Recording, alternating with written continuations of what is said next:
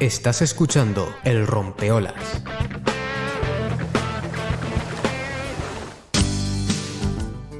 Bueno, pues nos adentramos ya en el cuarto tema de la mañana. Para eso nos vamos a dar un salto. Hoy hemos estado en Fuerteventura, hemos estado en Gran Canaria, hemos estado en muchas islas, pero ahora el salto va a ser un poquito más grande. Nos vamos a ir hasta la península, justamente hasta Cádiz, y dentro de Cádiz, pues a un municipio interesantísimo que vamos a conocerlo hoy. Yo pienso que para la inmensa mayoría de nuestros oyentes. Vamos a hablar de Olvera. Y en Olvera vamos a hablar pues con Pedro Troya. ¿Y por qué vamos a hablar con Pedro Troya? Porque vamos a hablar con él de cosas interesantes, sobre todo de memoria histórica. Muchos años todo enterrado, todo silenciado, y bueno, poco a poco van saliendo las cosas y bueno, hoy nos va a contar Pedro pues historias para echarse uno las manos a la cabeza, ¿no? De cosas que ocurrieron en ese entorno. Pedro, buenos días. Hola, buenos días, buenas tardes, porque aquí son ya las 2:30. Ah, verdad, es verdad. Sí, Otra, ahí almuerzas antes que nosotros aquí. Un poquillo antes. Claro. La verdad es que, como dices, es un salto lo que habéis dado. Claro. Ante todo, muchas gracias por interesaros por el tema, que a pesar de estar tan lejos geográficamente hablando, es algo que nos afecta a todos los españoles. Claro. Porque particularmente el sistema sobre el que se construyó la democracia en España tiene mucho que ver con cómo se reconstruyó la memoria, cómo se reconstruyó la memoria, y ha sido en base al olvido, al contrario que en el resto de Europa. Claro. Pedro, mira, antes de entrar en el detalle, en el tema en sí, fíjate que ahora se me acaba de ocurrir a mí de que, claro, estamos tan lejos, pero tan cerca también, porque estamos hablando de temas que a todo el mundo y a todo el pueblo, pues realmente pasó lo que pasó, ¿no? Y entonces en la distancia también se siente prácticamente casi que lo mismo, porque sabemos de lo que estamos hablando, ¿no? Mira, antes de entrar, a mí me gustaría, Pedro, que nos comentaras y nos centraras, ya que tienes la oportunidad de ser un poco de cronista como de Olvera. ¿Cómo es Olvera? ¿Dónde nos situamos? Háblanos del pueblo. Te hablo en principio de la Sierra de Cádiz, ¿no? Porque es una zona peculiar. El Cádiz es la provincia más pequeña en territorio de Andalucía, pero sin embargo tiene varios ecosistemas totalmente diferenciados. Está la zona de la costa, zona más rica, está la zona de la campiña jerezana, que es una tierra riquísima, muy rica. Después está la zona de la sierra, que es una zona deprimida, principalmente porque las tierras están en torno a montañas, zonas rocosas, y son poco productivas, y eso ha generado una población que ha vivido de la emigración prácticamente. Y en cuanto a Olvera es un pueblo centro de la comarca, un pueblo pequeño, tiene ahora mismo 8.000 habitantes, sufre el mismo problema que sufren todos los pueblos, el despoblamiento. Ha ido perdiendo población en estos últimos años, en estos 30 últimos años ha ido perdiendo bastante población. Ahora mismo puede tener en torno a 8.000 habitantes, sin embargo es un pueblo muy bonito, muy turístico, y ha sido, como te digo, el enclave comercial de la zona de la Sierra de Cádiz. Veía yo alguna foto con las casas todas blancas, ¿no? Sí, aquí el blanco es herencia de la estancia árabe, en las casas blancas, en zonas de montaña, en zonas rocosas, por motivos de defensa del territorio. Olvera tiene un castillo que es una fortaleza enorme, que se conserva muy bien, un recinto amurallado que ya no se conserva, pero del que persisten algunas montañas, algunas torres, y vamos, es muy interesante históricamente también, aparte de turísticamente, tiene un pasado histórico bastante importante. Y hablando del castillo, me estás hablando de ese castillo. ¿Qué ocurrió o qué ha ocurrido en ese castillo? Cuéntanos. Bueno, pues en el castillo, para ubicar el castillo está en el centro del pueblo, en la zona el casco antiguo del pueblo, es la villa, zona que se llama la villa. Y bueno, hace unos meses unos chavales no ya tan chavales, son personas de 40 años, piden un permiso para entrar en el castillo. Ahora de 40 años son chavales, claro. Bueno, sí, venga, te lo doy, son chavales. Piden un permiso al ayuntamiento, se le concede para entrar por una gruta, descolgarse con cuerda por el castillo, sobre la roca, entrar en una gruta y buscar un camino para una entrada oculta que comunica la parte exterior de la muralla del recinto amurallado del castillo con la zona de fuera para suministrarse de alimentos, de agua, etcétera. Y descubren, en la búsqueda esa, descubren en una de las grutas los restos óseos de una persona. Evidentemente les impacta y salen rápidamente. Ya se ponen en contacto con un historiador, bueno, mejor dicho, con un antropólogo, Juan Antonio del Río. Él se pone en contacto conmigo, quedamos y ya nos cuenta la historia. y a partir de ahí ya nos ponemos en contacto con personas especializadas en el tema de investigación de memoria histórica, de recuperación de restos, etcétera. Y cuéntanos, ¿y qué pasa? Porque ¿a quién pertenecía ese esqueleto? ¿Cómo era? Claro, no hemos conseguido eso, es muy difícil. Estamos hablando de unos restos óseos que probablemente están allí desde el año, por la bala, que es lo que nos identifica el tiempo que puede llevar ahí, el casquillo de bala, que los casquillos de bala llevan la fecha y la fábrica donde se hace, de 1948, por lo tanto los restos están ahí probablemente a partir del 48. O sea, tú estás hablando entonces de que 1948, o sea, de la parte, digamos, eso pudo ser un asesinato franquista, ¿no? ¿O cómo? Sí, nosotros lo estamos intentando posiblemente ubicar, meter dentro del tema de memoria histórica. Pudo ser, nosotros estamos trabajando con varias hipótesis. Una es que pudo ser una persona que pertenecía a los maquis, los años, tengo retorno, pero... Sí, yo te oigo perfectamente, sí. ¿Me escuchas? Que tengo sí, perfecto. Sí. Vale, que podía pertenecer a un maqui que abandonó, en esa época se acabaron eliminando los maquis, como así lo recoge la Guardia Civil, el informe de la Guardia Civil, se da caza a los últimos maquis.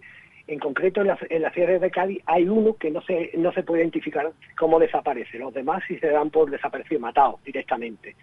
Podía ser un maqui que abandona... Los maquis vivían en la sierra. Raramente venían al pueblo porque, claro, estaban muy vigilados. Y podía darse el caso que esta persona hubiese venido a tener contacto con su familia, que sido pillado o que se ocultó ahí, en fin. Pues esa es una de las hipótesis en la que trabajamos. Pero puede haber más hipótesis. Pedro, una cosa, hablas de los maquis que bajaban y tal. Mucha gente de nuevas generaciones no sabrán qué eran los maquis. ¿Qué eran los maquis? Pues los maquis eran militares, militares republicanos o civiles republicanos que lucharon en la guerra civil y que cuando la república cae deciden mantener la lucha desde las montañas, en el campo, en la sierra, y se da a nivel de toda España. Incluso viene gente de fuera, extranjeros, que viene a participar en el movimiento maqui, a colaborar con ellos, y está financiado incluso por países como Rusia en su momento, la Unión Soviética, mejor dicho, Rusia ahora. Era una especie de Yar Almonte, de alguna manera. Exactamente, digamos los bandoleros del siglo XX. Y su periodo de actuación duró desde el 39 prácticamente hasta el año 48 o así, en que la Guardia Civil logró acabar con ellos, eliminándolo. La palabra que utilizaba la Guardia Civil directamente era han sido casados. Han sido casados. Ahora se hubiera empleado la palabra han sido neutralizados. Sí, sería más correcto. Sería ahora, ¿no? Sí. Con el juego del lenguaje, que ha sido muy claro. del fascismo. Mira, y en toda esa zona, Pedro, hubo mucha represión, entiendo, ¿no? Sí, en Cádiz, la provincia de Cádiz, no hubo prácticamente guerra civil. Date cuenta que desembarcan de África las tropas y que ante la sorpresa del ejército republicano enseguida tomada toda la provincia de Cádiz. La República que fue un error totalmente, el no dar armas al pueblo para defender a la República. Cuando quiso dar armas, pues ya los militares habían tomado gran parte del territorio español. Que aquí no hubo lucha, no hubo guerra en sí, lo que hubo una represión terrible, porque en primer lugar donde se pone en práctica la política de aniquilamiento que se hacía el ejército en África es aquí, en la provincia de Cádiz, y hay una represión terrible. De hecho hay pueblos que pierden hasta un 10% de la población de represaliados, pueblos que pierden durante la guerra la mitad de la población y que no la vuelven a recuperar. Escucha, entonces estás hablando, vamos a ver, no hay un conflicto físico ahí en directo, pero sí hay una represión tremenda hasta el punto de que se pierde el 10% en muchos lugares. Sí, hay una aniquilación del pensamiento contrario, de las personas que piensan de manera contraria, del bando republicano. Y no estamos hablando del bando republicano, gente de izquierda, porque el bando republicano había principalmente gente de derecha. Quien gobernaba, el gobierno estaba en manos de la derecha moderada, derecha democrática. Y los primeros que sufrieron la represión no fue la izquierda, los primeros que sufrieron la represión fueron los militares fieles a la República, la derecha democrática, los alcaldes de la derecha democrática, y se ensañaron con ello, evidentemente. Fíjate una cosa súper interesante que, bueno, lo estás comentando, ¿no? Pero el tema de la derecha y la República, es decir, que muchas veces cometemos el error de pensar que cuando se habla de República era todo de izquierda, y no es así. Totalmente. han tenido 40 años para cambiar la versión de la verdad de la historia o para subvertir la historia. La República fue principalmente una democracia burguesa, y muy similar a la que había en Francia, a la que había en Inglaterra, que tuvo que tomar unas medidas de transformaciones sociales porque aquí no se habían llevado a cabo durante 100 años que se habían llevado a cabo en Francia y en Inglaterra. Aún así no fue capaz de emprender grandes reformas como la reforma agraria. Con lo cual te estoy diciendo que era una república bastante moderada. En los 200 fue un poco más progresista, o fue mucho más progresista, pero después en el momento transformador de la sociedad se vino atrás, principalmente porque había un sector muy reaccionario que se negaba a aceptar los cambios. Claro, claro. En toda la zona, Pedro, de ahora, por ejemplo, nosotros hemos hecho alguna recuperación de investigación también con, por ejemplo, hace 2 semanas creo que fue, o un par de semanas, hablábamos con gente de esa famosa represión también, ese Guernica de la carretera de Málaga a Almería, ¿no? Sí, sí. Que era tremendo, o sea, digo, pero ¿cómo hemos podido vivir en un silencio todo amordazado? Ni siquiera había mucha gente que conocía esa historia de ahí. Sí, ciertamente. Dime. Sí, dime, sí. Es que vuelve a tener retorno. Que ciertamente se ha vendido el mensaje de que la reconciliación de los españoles era a base del olvido, de olvidar a las víctimas en las cunetas, que se pasaran a mejor vida en la historia, omitiendo el pasado, y mantener los verdugos en los altares como se ha mantenido y se siguen manteniendo. Y eso no es la reconciliación, eso es el triunfo del fascismo sobre la democracia y la omisión de la obligación que tienen los estados de dignificar la memoria de todos sus ciudadanos, en este caso del bando que luchó por la democracia y por las libertades. Y después de tantos años, Pedro, ¿no te alucina que todavía estemos como estamos? Porque aquí, por ejemplo, todavía el monumento a Franco, que está en la capital de Santa Cruz de Tenerife, pues lo último que sé es que van a llevar el tema a la ONU, porque el alcalde se niega a cumplir el tema de la memoria histórica, ¿no? Entonces, me parece tremendo la cosa que todavía, tantos años después, estemos en esto, ¿no?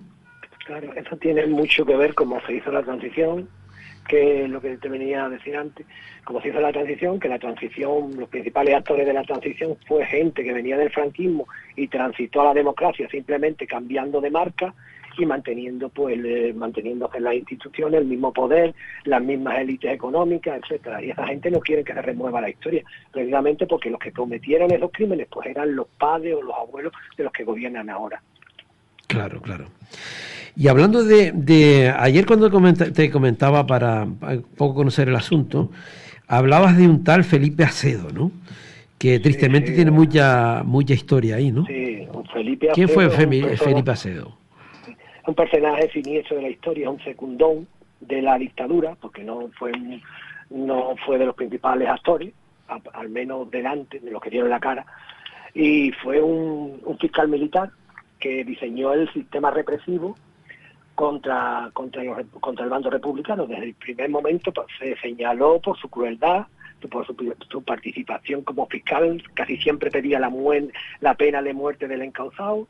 Él participó en el juicio a Julián Besteiro, un socialista ya muy mayor, que prácticamente no había jugado ningún papel en la guerra civil, para el que pidió la pena de muerte, y ya te digo, construyó el sistema represor legal.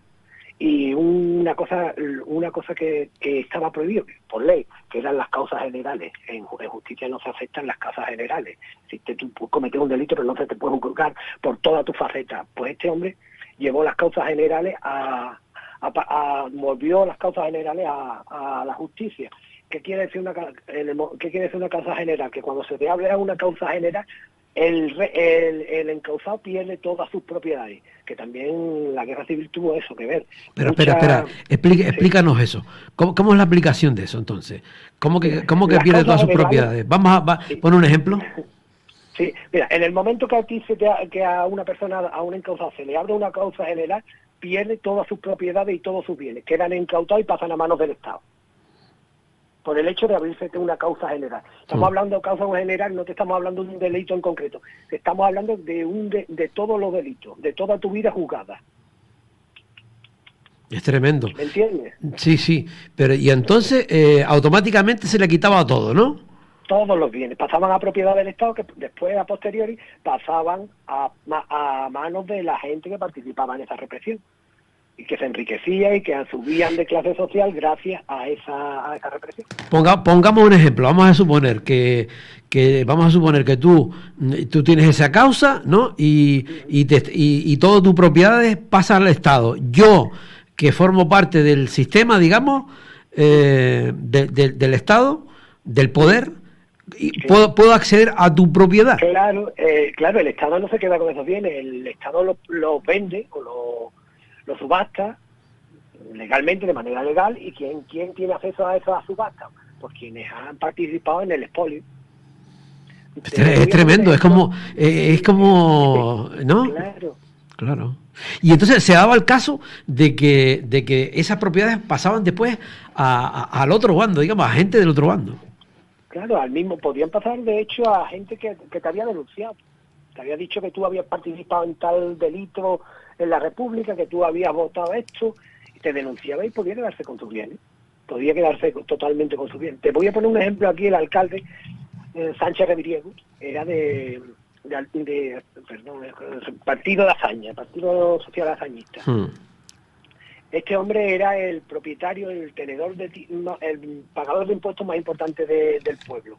Pues este hombre, cuando se le abre una causa general, pierde todos los bienes, todos los bienes. De hecho, acaba de mala manera de ser el hombre más rico de Olvera, por decirlo así, de tener una empresa, un comercio donde tenía una serie de trabajadores, a no tener nada y acabar trabajando en Madrid como vigilante de obra. Y se le perdonó la vida, todavía se le perdonó la vida porque fueron a declarar en favor suya pues gente del bando franquista, y por eso se le perdonó la vida, y entre otras cosas porque el dinero había servido para salvar su vida, gente que se había apropiado de sus bienes. Tremendo.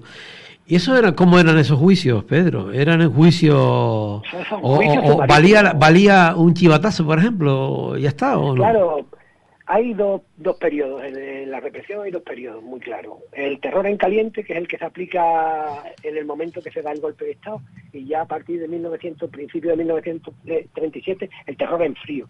¿Qué diferencia hay? Que en el terror en caliente te matan donde te cogen, te sacan de tu casa, te pegan 2 tiros y te echan y te entierran en una cuneta, te entierran en una fosa común en el cementerio. Y ya después, a partir del terror caliente, a partir de 1937, del invierno del 37, ya se te abre un expediente judicial, se te abre una causa administrativa, se te expropia los bienes, tienes derecho a un juicio, que por supuesto no es un juicio, digamos, imparcial, sino que es un consejo de guerra sumarísimo normalmente, que se llevan a cabo en un día. De hecho, el Felipe Acedo, volviendo al Felipe Acedo participó en 150 y tantos juicios en un año. O sea, eso quiere decir que cada 2 días tenía un juicio como fiscal. Mi madre. Mira, y precisamente hablando de eso, Pedro, esto que hablas tú, que yo creo que es importantísimo, el terror en caliente y el terror en frío, ¿no? ¿Qué ocurrió con unas fosas, la famosa fosa común del cementerio de Olvera? Bueno, pues la fosa, evidentemente, como te he dicho, este es un centro comarcal, el centro administrativo de la zona de la sierra, la zona norte de la sierra. Había un juzgado de primera instancia, y ya con el terror en frío, pues los detenidos republicanos venían a declarar ante el juez. Por lo tanto, debió haber muchos fusilamientos que no eran de aquí. Y las fosas, pues, no están cuantificadas porque no se han llegado a datar totalmente, pero a partir de 150 personas debía haber en esas fosas. Pues ha desaparecido totalmente los restos. No hay restos. Se ha llevado a cabo una prospección ahora hace unos meses, con todo el material técnico posible al momento, y nada, no hay ni un hueso. Pero ahí lo curioso fue cuando aparecen los restos, que después, ¿cómo fue el tema? Que aparecieron los restos y después a los 2 o 3 días dijeron a los trabajadores que no fueran ¿cómo fue el tema? Sí. Te cuento, por testimonios orales que se han tomado, porque no hay ningún dato, no hay nada escrito sobre el tema, pero sí es verdad que aquí había un sistema, el PER, el sistema del famoso de paro comunitario, para dar trabajo a la gente. Ya te digo que es una zona muy deprimida. Pues se estaba trabajando en la ampliación del cementerio, se estaban construyendo un bloque de nicho nuevo y se abrió para cimentar sobre la fosa. Aparecieron estos restos, en torno a 20 o 30 personas, con cráneos acribillados, con huesos, con brazos amarrados, porque eso era otra cosa, bueno, concreto en esto. Y se comunica evidentemente al alcalde, se llama al ayuntamiento, el alcalde comunica con la Guardia Civil, se pone un camión allí, se da permiso a los trabajadores durante 3 días para que no vayan a trabajar, y cuando van el lunes a trabajar, pues allí ya no hay ningún resto. Qué curioso, ¿no? 3 días claro. Da la impresión de que querían eliminar allí todo el resto. Evidentemente, ¿no? era la transición se ha hecho en base a eso, al olvido, olvidar el pasado totalmente. Tremendo, Pedro. Oye, se nos fue el tiempo. Otro día te llamo y seguimos hablando cosas de la zona. Llámame y hablamos. Pues venga, muchísimas gracias. Gracias, Javier. Gracias, hasta siempre. Buenas Pedro tardes. Troya, el hombre de Olvera, ahí en Cádiz. Gracias, Pedro.